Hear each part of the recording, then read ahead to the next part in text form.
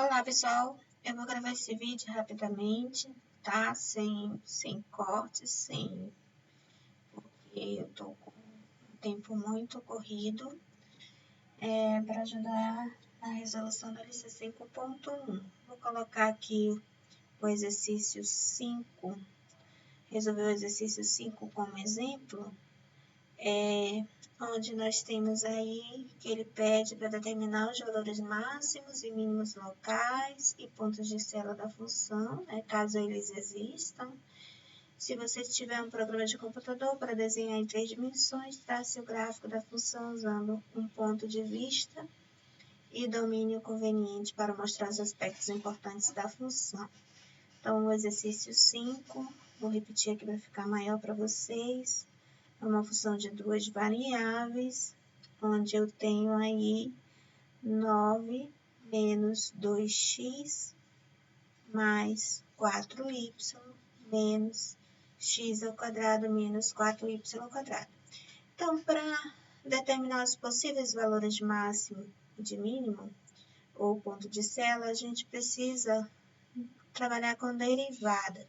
A derivada parcial aqui, ou em relação a x ou em relação a y. Então, o primeiro passo aí, você deriva em relação a x. A derivada em relação a x, ó, aqui é constante. Você vai obter 2x, derivada dessa função em relação a x é zero, derivada de menos x ao quadrado, menos 2x, derivada de menos 4y ao quadrado é zero. Deriva em relação a y. Aqui dá 0, 0, aqui dá 4, e aqui dá 0 e menos 4 vezes 2, né? Dá 8 aqui. 8y, certo? Bom, então, para determinar os possíveis candidatos a máximas e mínimas da função, você tem que achar achar os pontos críticos da função. O que significa isso? Significa que você vai determinar os valores de x e y de modo que a derivada é igual a zero. A derivada de primeira ordem, as derivadas de primeira ordem são iguais a zero, tá? Aplicados nesses pontos. Pode ser que existam 1, 2 ou mais pontos críticos da função, ou de repente nenhum, né? Então, para isso, vamos igualar a zero, a derivada primeira em relação a x igual a zero. Isso implica que você vai ter x igual a menos 1. Iguala a derivada em relação a y igual a zero, significa que y aí vai ser igual a meio, certo? Então, você tem aí o ponto menos 1 meio. Esse ponto, x igual a menos 1, y igual a meio, é o único, né? Na realidade, é o único ponto crítico de f no seu domínio, né? No R2, né? No domínio dessa função não tem restrição nenhuma, é função polinomial, tem restrição nenhuma do domínio, o domínio dela é um R2 inteiro, né? Então, ele não está também pedindo para você verificar em um conjunto compacto, em um conjunto limitado, se ela possui máximos e mínimas, então está analisando no domínio inteiro. Então, esse ponto crítico, isso implica que esse ponto é o único candidato a máximo ou mínimo. de f. O que vai determinar isso é o teorema que nós vimos, onde nesse teorema você tem que analisar o determinante esse ano, né? Que a gente tem que aplicar esse determinante nesse ponto crítico. Quem é esse determinante esse ano? Ele é dado aqui na primeira linha pelas derivadas de segunda ordem, fxx aplicada nesse ponto. Aqui eu tenho fxy também aplicado, todas aplicadas no mesmo ponto. Fyx ou xy, tanto faz, né? Isso aqui é igual a essa derivada aqui é igual a essa. E aqui eu tenho a derivada de segunda ordem em relação à variável y aplicada nesse ponto. Então, precisamos calcular as derivadas segundas. Então, vamos lá. Ó. Então, a derivada em relação a x está aqui. Você vai derivar novamente em relação à variável x. Eu tenho menos 2. Vou pegar a derivada em relação a y e vou derivar novamente em relação a y, dá menos 8. E vou pegar a derivada em relação a x e derivar em relação a y, que isso aqui a gente sabe, Schwarz, né, que essas derivadas coincidem. Derivando aqui em relação a y, vai dar 0. E quando eu derivo essa daqui em relação a x, também dá 0, elas coincidem. Então, vamos colocar esses valores lá, ó.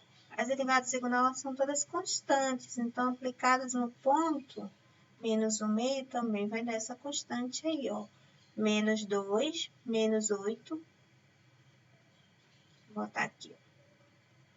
Então, aqui eu tenho menos 2, aqui 0, 0 e aqui menos 8. Então, o resultado dá 16. Tá? Então, um dos passos para garantir que nós temos máximos e mínimos, que é esse ano,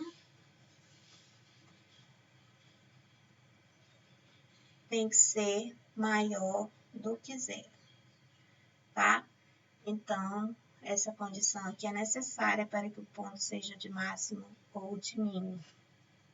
Além disso, se nós tivermos essa condição e a derivada em relação à variável x for também maior do que 0, isso implica que aplicada no ponto, tá? Acho que colocar aqui aplicada no ponto crítico for maior que 0, isso implica que esse ponto crítico é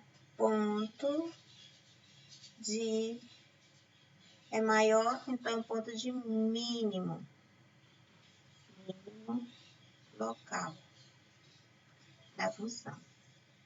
E se for negativo, essa derivada aplicada nesse ponto crítico negativo, então esse ponto é ponto de máximo local de f. Tá? Então, já temos aqui que a hessiana é positiva. Vamos olhar para a derivada segunda em relação a x. Nós temos aqui já, ó, derivada segunda em relação a x é negativa. Podendo analisar também em relação à variável y, tá? Negativa, então,